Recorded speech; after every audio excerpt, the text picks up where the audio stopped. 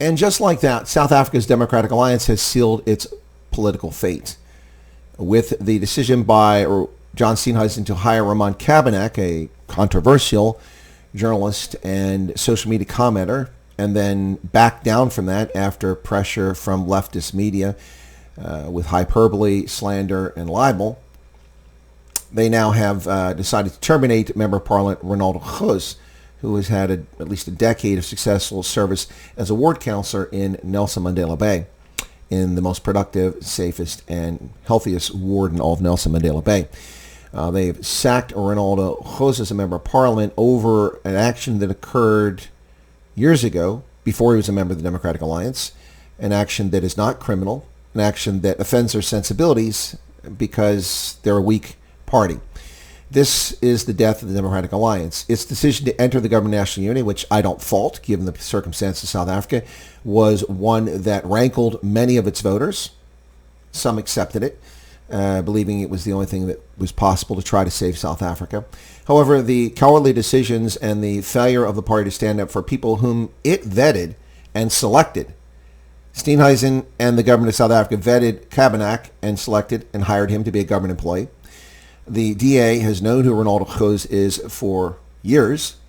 He's chummed around with Helen Zille and other senior leaders in the party, and that's been going on. But there are people who hate him inside the DA because he's not a coward and he speaks his mind. What he did 15 years ago in a video is rude and disrespectful, but it is not a crime, and it did not harm anyone. He did not attack anyone specifically.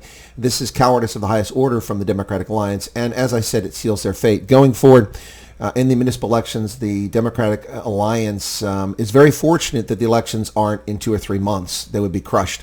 They're already in shaky state. Challenges from the Patriotic Alliance, the Western Cape, and now renewed challenges will be coming from Freedom Front Plus as voters stream away from the DA and back to the Freedom Front Plus. And they will be very fortunate that the election isn't around the corner. However, in by-elections, pay attention to see if there's any impact on that.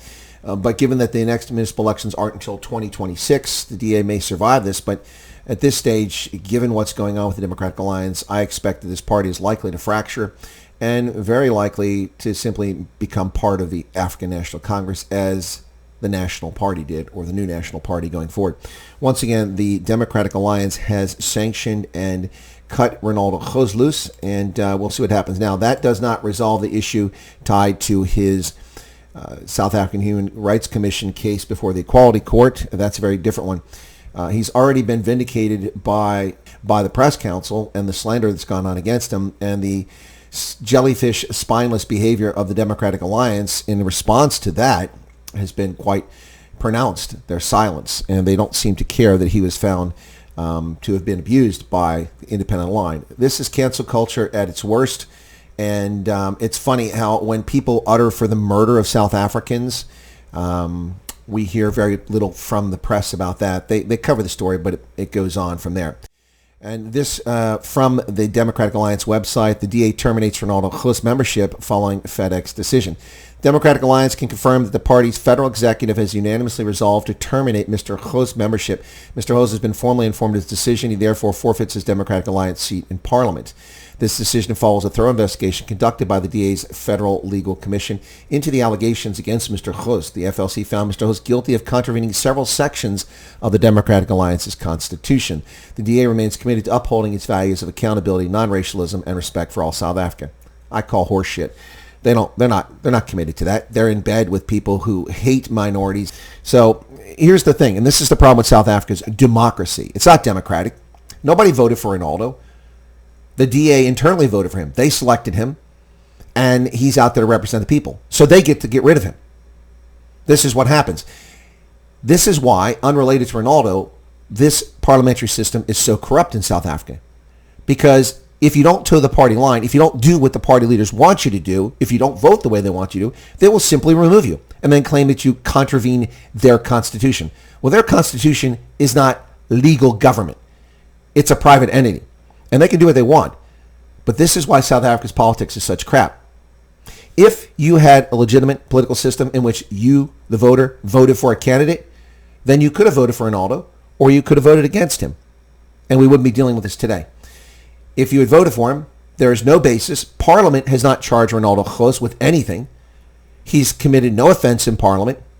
This is a witch hunt, and this is the death of the Democratic Alliance. This is the hill on which this party is likely to die. We've already seen its inability to eclipse 30%. There will never be a significant party in this country. They've proven that. The zenith, the peak for this political party was with Helen Zilla in 2014. And since then, it's been all downhill. They can put lipstick on a pig and claim they've done very well, but the actions of the Democratic Alliance since May 29th confirm that this is, as many people claim, simply a political party that's interested in itself and not South Africans. I mean, how else can you look at this? If you believe in non-racialism, free speech, why are you answering to the nonsense and assessing who the person is and what really happened here? This is a witch hunt. And the fact that it was unanimous, if that's true, that's shocking. Absolutely shocking. There are no cogent, lucid people in the DA. They're all concerned about how they appear. Really? Well, you appear weak-willed, spineless, cowardly, and useless. That's how you appear. Now, that is not an endorsement for Renaldo Gouws. That's not an attack on Renaldo Gouws. That is a fair-minded, objective assessment of the actions of the Democratic Alliance, a party that once held the hope for millions of South Africans to get rid of corruption, a party that claims the DA gets things done. Yeah, the DA gets things done.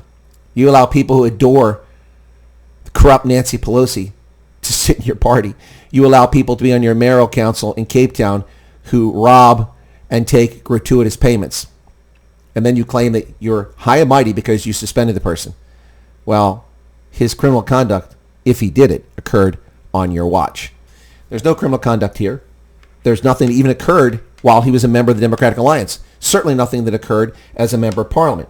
He was vetted by the party. So either your vetting system is broken or you're spineless cowards. Folks, you decide.